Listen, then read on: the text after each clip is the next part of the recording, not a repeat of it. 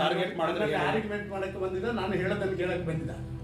ಅಲ್ಲ ಆಯ್ತು, ಅಲ್ಲ ನಿಮ್ಮ ಹೊರಗೆ ಹೋಗಿ, ಸ್ನೇಹಿತರು ನಮಸ್ಕಾರ, ನಾನು ನಿಮ್ಮ ರಾಕೇಶ್ ಆರುಂಡಿ. ಕರ್ನಾಟಕ ಬಿಜೆಪಿಯಲ್ಲಿ ಶಿಸ್ತು ಅನ್ನೋದು ಕೇವಲ ಈಗ ಭಾಷಣಕ್ಕೆ ಮಾತ್ರ ಸೀಮಿತವಾಗ್ತಾ ಇದೆಯಾ ಅನ್ನೋ ಪ್ರಶ್ನೆಗಳು ಮೂಡ್ತಾ ಇರೋದು. ಅಧಿಕಾರ ಇಲ್ಲದೇ ಇದ್ದರೂ ಕೂಡ ಕಮಲಪಾಳ್ಯದಲ್ಲಿ ಹೊಗೆ ಆಡ್ತಾ ಇರ್ತಕ್ಕಂಥ ಈ ತಣ್ಣನೆಯ ಯುದ್ಧ ಈಗ ಬೀದಿಗೆ ಬಂದು ಬಿದ್ದಿದೆ.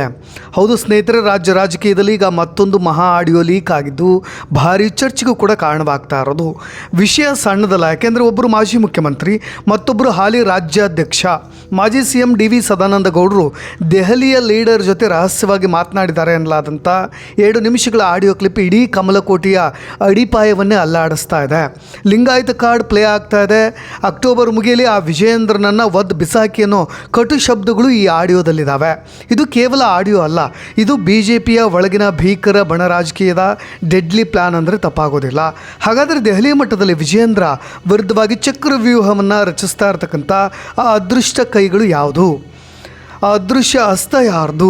ಜೊತೆಗೆ ಈ ಆಡಿಯೋ ಲೀಕ್ನ ಅಸಲಿ ಆಟಗಾರ ಯಾರು? ಸದಾನಂದ ಗೌಡರು ಬೆಂಕಿಯನ್ನು ಉಗುಳುತ್ತಾ ಇರೋದು ಯಾಕೆ? ಇವತ್ತಿನ ಈ ವಿಶೇಷ ಎಪಿಸೋಡ್ನಲ್ಲಿ ರಾಜಕೀಯದಲ್ಲಿ ಬೆನ್ನಿಗೆ ಇರುವಂಥ ಕಥೆಯ ಕಂಪ್ಲೀಟ್ PM ರಿಪೋರ್ಟ್ನ ನೋಡ್ತಾ ಹೋಗೋಣ. ಸ್ನೇಹಿತರು, ಲೋಕಸಭಾ ಚುನಾವಣೆ ಮುಗಿದು ಫಲಿತಾಂಶ ಬಂದ ಬೆನ್ನಲ್ಲೇ ಕರ್ನಾಟಕ BJಪಿಯಲ್ಲಿ ಎಲ್ಲವೂ ಸರಿ ಇಲ್ಲ ಅನ್ನೋದು ಜಗಜ್ಜಾಹೀರಾಗಿಬಿಟ್ಟಿತ್ತು. ಆದರೆ ಈ ಆಡಿಯೋ ಇಡೀ ಹೈಕಮಾಂಡ್ನ ಬೆಚ್ಚಿ ಬೀಳುವಂತೆ ಮಾಡಿಬಿಟ್ಟಿದೆ. ದೆಹಲಿಯ ಪ್ರದೀಪ್ ಅನ್ನೋ ಪ್ರಭಾವಿ ನಾಯಕರ ಜೊತೆ DVS ಇಂಗ್ಲೀಷ್ನಲ್ಲಿ ಸಂಭಾಷಣೆ ನಡೆಸಿದ್ದಾರೆ ಎನ್ನಲಾಗ್ತಾ ಇದೆ. ಅದರ ಸಾರಾಂಶವನ್ನು ಆರಂಭದಲ್ಲಿ ಹೇಳಿಬಿಡ್ತೀನಿ, ಅಂದರೆ ಆಡಿಯೋದಲ್ಲಿ ಏನೆಲ್ಲ ಇದೆ ಅನ್ನೋದನ್ನು.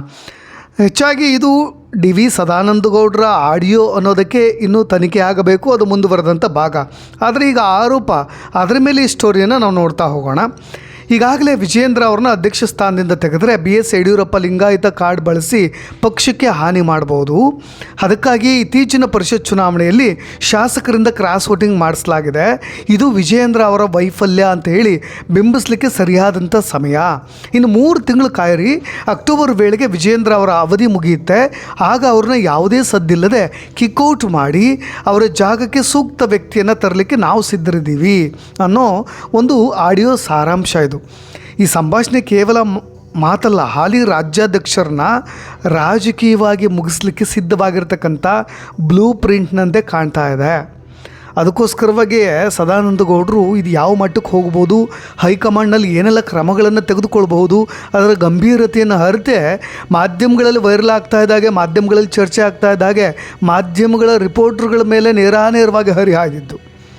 ಈ ಆಡಿಯೋ ಹಠಾತ್ನೇ ಎಲ್ಲಿಂದಲೋ ಬಂದದ್ದಲ್ಲ.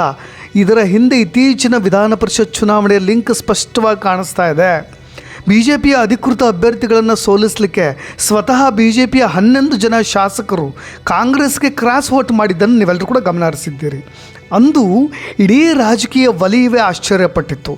ಸ್ವಪಕ್ಷದ ಶಾಸಕರು ಯಾಕೆ ಹೀಗೆ ಮಾಡಿದರು ಅನ್ನೋ ಚರ್ಚೆಗಳಾಯಿತು. ಧರ್ಮಸ್ಥಳದಲ್ಲಿ ಹೋಗಿ ಗಂಟೆ ಹೊಡೆಯೋ ಪ್ರಮಾಣ ಮಾಡುವಂಥ ನಿದರ್ಶನಗಳು, ಚರ್ಚೆಗಳು ವ್ಯಾಪಕ ಮಟ್ಟದಲ್ಲಿ ಆಯಿತು. ಆದರೆ ಈಗ ವೈರಲ್ ಆಗಿರ್ತಕ್ಕಂಥ ಆಡಿಯೋ ಆ ರಹಸ್ಯಕ್ಕೆ ಉತ್ತರವನ್ನು ಕೊಡ್ತಾ ಇರೋದು. ವಿಜಯೇಂದ್ರ ನಾಯಕತ್ವದಲ್ಲಿ ಚುನಾವಣೆ ಗೆದ್ದರೆ ಅವರ ಪವರ್ ಮತ್ತಷ್ಟು ಹೆಚ್ಚಾಗುತ್ತೆ. ಹಾಗಾಗಿ ಪಕ್ಷ ಸೋತರೂ ಪರವಾಗಿಲ್ಲ, ವಿಜಯೇಂದ್ರ ಅವರು ಸೋಲಬೇಕು ಅನ್ನೋ ಜಿದ್ದಿಗೆ ಬಿದ್ದಿರ್ತಕ್ಕಂಥ ಒಂದು ದೊಡ್ಡ ಹಿರಿಯ ನಾಯಕರ ಪಡೆ ಒಳಗೊಳಗೆ ಕೆಲಸ ಮಾಡ್ತಾ ಇದೆ ಅನ್ನೋದು ಆ ಆಡಿಯೋ ಲೀಕ್ನ ಸಾರಾಂಶ. ಆ ಅತೃಪ್ತ ಶಾಸಕರ ಹಿಂದೆ ಯಾರು ಕೈವಾಡ ಇತ್ತು ಅನ್ನೋದಕ್ಕೆ ದಿಕ್ಸೂಚಿ ಈಗ ಸಿಗ್ತಾ ಇರೋದು. ಪಕ್ಷದ ಹಿತಕ್ಕಿಂತ ವೈಯಕ್ತಿಕ ದ್ವೇಷವೇ ಇಲ್ಲಿ ದೊಡ್ಡದಾಗ್ತಾ ಇದೆ ಅನ್ನೋದು ಈ ಪ್ರಕರಣದ ಕಟು ಸತ್ಯ. ಆಡಿಯೋ ವೈರಲ್ ಆಗ್ತಾ ಇದ್ದಾಗೆ ಮಾಧ್ಯಮಗಳು ಮಾಜಿ CM ಸದಾನಂದ ಗೌಡರನ್ನ ಪ್ರಶ್ನೆ ಮಾಡ್ತಾರೆ. ಅವರು ಶಾಂತವಾಗಿ ಉತ್ತರಿಸೋದಿಲ್ಲ, ಬದಲಿಗೆ ಭೀಕರವಾಗಿ ಸ್ಫೋಟಗೊಳ್ತಾರೆ. ಆಡಿಯೋ ನಂದಲ್ಲ, ನಾನು ಯಾರ ಜೊತೆಯೂ ಮಾತನಾಡಿಲ್ಲ, ನಾನು ಯಾಕೆ ಸ್ಪಷ್ಟನೆಯನ್ನು ಕೊಡಬೇಕು ಅಂತ ಪತ್ರಕರ್ತರ ಮೇಲೆ ರೇಗಾಡಿಬಿಡ್ತಾರೆ.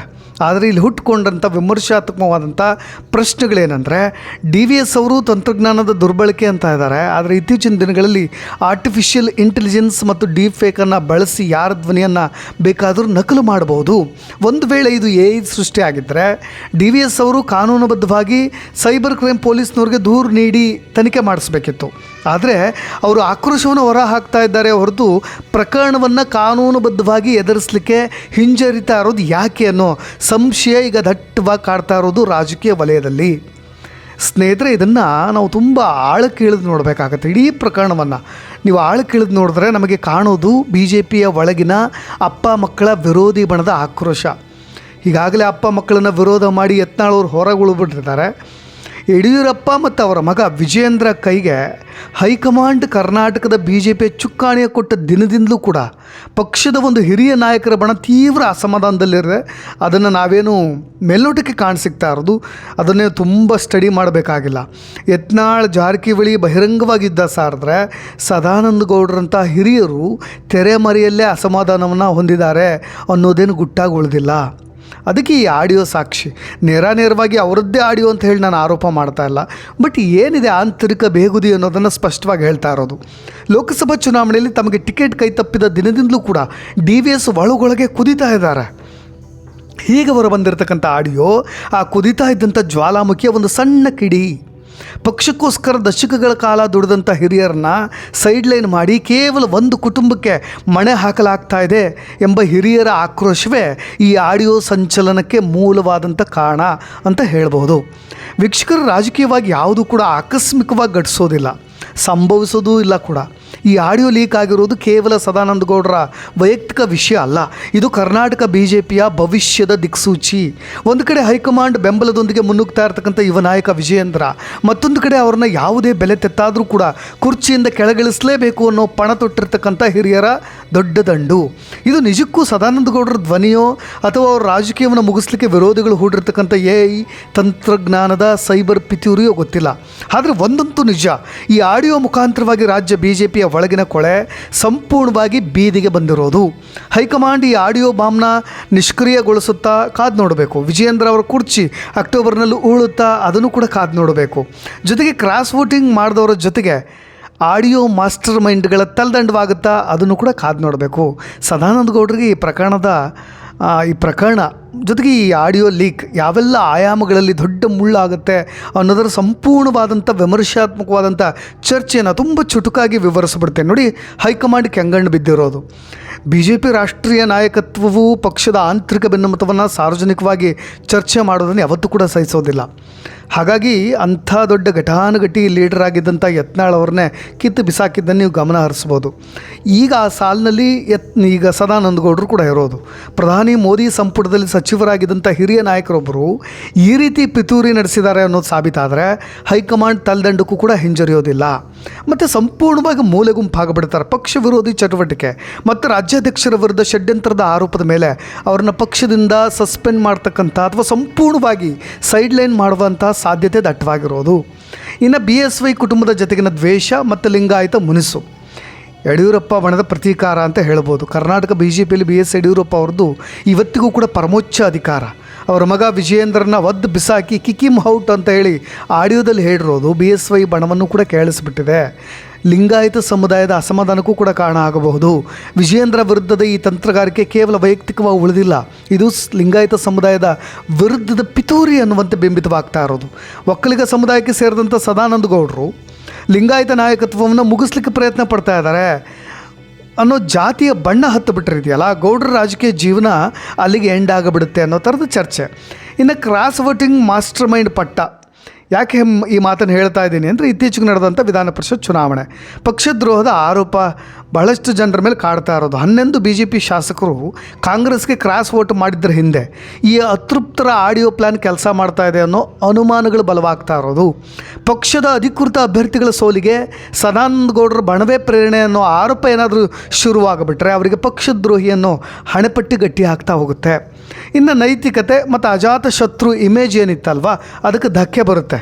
ಯಾಕೆಂದರೆ ಸದಾನಂದ ಗೌಡರನ್ನ ರಾಜಕೀಯ ವಲಯದಲ್ಲಿ ಸದಾ ನಗುವಂಥ ಒಕ್ಕಲಿಗ ಲೀಡರ್ ಅಂತ ಹೇಳಿ ಕರೀತಾರೆ, ಅಜಾತ ಶತ್ರು ಅಂತಲೂ ಕೂಡ ಕರೀತಾರೆ. ಆದರೆ ಈ ಆಡಿಯೋದಲ್ಲಿ ಬಳಕೆಯಾಗಿರ್ತಕ್ಕಂಥ ಕಟು ಪದ ಏನಿದೆ, ಆ ತೆರೆಮರೆಯ ಸಂಚುಗಳು ಮತ್ತು ಅವರ ಸೌಮ್ಯ ಇಮೇಜ್ ಅದನ್ನು ಧೂಳಿಪಟ ಮಾಡಿಬಿಡುತ್ತೆ. ಮಾಧ್ಯಮಗಳ ಎದುರು ಅವರು ಸೋಲಾಗಿರೋದು. ಮಾಧ್ಯಮಗಳ ಪ್ರಶ್ನೆಗೆ ಉತ್ತರಿಸಲಿಕ್ಕಾಗದೆ ಅವರು ತೀವ್ರವಾಗಿ ಆಕ್ರೋಶಗೊಂಡು ಬಾಯಿ ಮುಚ್ಕೊಂಡು ಹೊರ ಹೋಗಿ ಅನ್ನೋ ಕಿರ್ಚಾಡಿರೋದು ಇದೆಯಲ್ಲ, ಅವರ ಮೇಲಿರ್ತಕ್ಕಂಥ ಅನುಮಾನವನ್ನು ಸಾರ್ವಜನಿಕರಲ್ಲಿ ಮತ್ತಷ್ಟು ಹೆಚ್ಚು ಮಾಡ್ತಾ ಇದೆ, ಅವರ ರಾಜಕೀಯ ಮೌಲ್ಯವನ್ನೇ ಕುಗ್ಗಿಸ್ತಾ ಇದೆ. ಇನ್ನು ಭವಿಷ್ಯದ ರಾಜಕೀಯ ಪುನರ್ಜನ್ಮಕ್ಕೆ ಮುಚ್ಚಿದಂಥ ಬಾಗಿಲು. ಈಗಾಗಲೇ ಚುನಾವಣಾ ರಾಜಕೀಯದ ನಿವೃತ್ತಿ ಘೋಷಣೆ ಮಾಡಿರ್ತಕ್ಕಂಥ ಹಂತಕ್ಕೆ ಬಂದಂಥ ಗೌಡರು ದೆಹಲಿ ಮಟ್ಟದಲ್ಲಿ ರಾಜ್ಯಪಾಲರ ಹುದ್ದೆ ಮತ್ತು ಪಕ್ಷದ ಉನ್ನತ ಸಮಿತಿಗಳಲ್ಲಿ ಸ್ಥಾನವನ್ನು ನಿರೀಕ್ಷೆ ಮಾಡ್ತಾಯಿದ್ರು. ಈ ಒಂದು ಹಗರಣ ಆಡಿಯೋ ಲೀಕ್ ಯಾವುದೇ ಗೌರವಾನ್ವಿತ ಸ್ಥಾನಮಾನ ಸಿಗುವ ದಾರಿ ಸಂಪೂರ್ಣವಾಗಿ ಬಂದಾಗಬಿಟ್ಟಿದೆ. ವೀಕ್ಷಕರು ಯೋಚನೆ ಮಾಡಿ, ಡಿ ವಿ ಸದಾನಂದ ಗೌಡರು ಕರ್ನಾಟಕದ ಮುಖ್ಯಮಂತ್ರಿ ಆಗಿದ್ದಂಥವರು, ಕೇಂದ್ರದಲ್ಲಿ ರೈಲ್ವೆ ಮಂತ್ರಿ ಮತ್ತು ಕಾನೂನಂತಹ ಪ್ರಭಾವಿ ಖಾತೆಯನ್ನು ನಿಭಾಯಿಸಿದವರು. ಅಂತಹ ನಾಯಕರ ರಾಜಕೀಯ ಜೀವನ ಇವತ್ತು 1-2 ನಿಮಿಷದ ವಿಡಿಯೋ ಆಡಿಯೋದಿಂದಾಗಿ ICU ಸೇರೋ ಪರಿಸ್ಥಿತಿ ಬಂದುಬಿಟ್ಟಿರೋದು. ಗೌಡರು ಇದು AI ಡೀಪ್ ಫೇಕ್ ಅಂತ ಹೇಳಿ ಕರಿತಾ ಇದ್ದಾರೆ. ಆದರೆ ರಾಜಕೀಯದಲ್ಲಿ ಯಾವತ್ತೂ ಕೂಡ ಬೆಂಕಿ ಇಲ್ಲದೆ ಹೊಗೆ ಆಡೋದಿಲ್ಲ. ಅದು ಬೂದಿ ಮುಚ್ಚಿದ ಕೆಂಡದಂತೆ ಇರುತ್ತೆ, ಯಾವಾಗ ದಿಗ್ಗಂತ ಹೊತ್ಕೊಳ್ಳೋದು ಗೊತ್ತಾಗೋದಿಲ್ಲ. ನಿಮಗೆ ಕ್ರಾಸ್ ವೋಟಿಂಗ್ ಮಾಡೋದಂಥ 11 ಶಾಸಕರ ಆಕ್ರೋಶದ ಹಿಂದೆ ಇಂತಹ ಹಿರಿ ತಲೆಗಳ ಪರೋಕ್ಷ ಬೆಂಬಲ ಇತ್ತು ಅನ್ನೋದು ಈಗ ಓಪನ್ ಸೀಕ್ರೆಟ್ ಆಗಿ ಉಳಿದಿರೋದು. ವಿಜಯೇಂದ್ರ ಬೆಂಬಲಿಗರು ಈಗಾಗಲೇ ಹೈಕಮಾಂಡ್ಗೆ ದೂರು ಕೊಡ್ಲಿಕ್ಕೆ ಸಜ್ಜಾಗಿದ್ದಾರೆ.